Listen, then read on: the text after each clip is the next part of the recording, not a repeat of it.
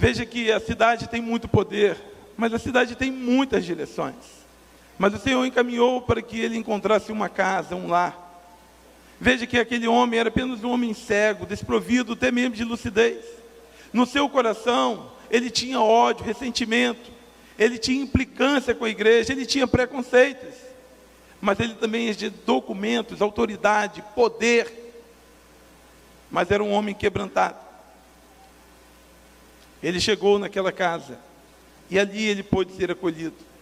Ali foi o encontro do poder de Deus, e a restauração através da igreja. Meu irmão, talvez seja muito fácil chegar até esse centro de celebrações. Mas talvez algumas pessoas que sejam como Saulo no mundo, elas tenham muita dificuldade de chegar às nossas igrejas. Talvez elas passam por longos processos e caminhos, e não conseguem de fato chegar à igreja de Cristo.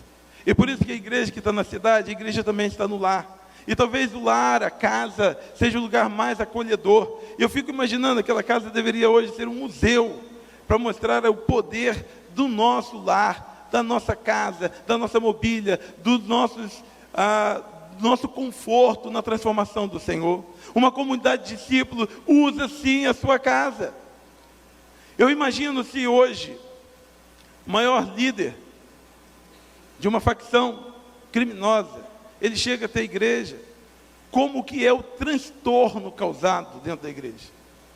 O político, qualquer autoridade, veja que a igreja, por melhor que tenhamos todas as nossas acomodações, não seria o melhor lugar para Saulo chegar. Imagine as pessoas perguntando, o que aconteceu? Imagine ele entrando dentro da igreja, todo mundo fugindo. Imagine como seria esse transporte para aquela época. Mas dentro daquela casa, havia acolhimento, havia propósito de Deus, havia providência de Deus. E é interessante que, às vezes nós discutimos tanto sobre a estética da igreja, mas sempre do ponto de vista dos nossos interesses, daquilo que eu gosto. E nem sempre nós estamos tão preocupados qual é a forma que melhor representa para aquele que realmente precisa.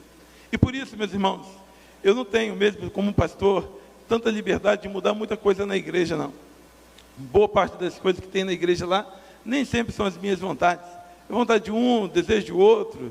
Um acha que deveria ser assim, eu até acho bom, bonito aqui o piso, né? Aí alguém chega lá na igreja, pastor, a gente tem que trocar aquele carpete, botar igual a gente viu lá na igreja que a gente foi. Então tem tantas coisas que a gente gosta de mudar a igreja, e na maioria das vezes atende a nossa estética, ao nosso desejo. E meus irmãos, eu ouvi de um pastor amigo meu, ele falando assim, olha, eu estava elogiando a igreja dele, ele falou assim, a igreja é tão linda, e ele falou, se eu pudesse começar de novo, não faria dessa maneira. E eu me perguntei, mas por quê? E ele falou assim, eu era seminarista na época, né? E ele falou assim, porque essa igreja destoa do local onde ela está. Olha os caras que estão em volta, todos são muito humildes. Essa igreja está muito bonita. E eu fiquei pensando, meu Deus, que percepção, que visão.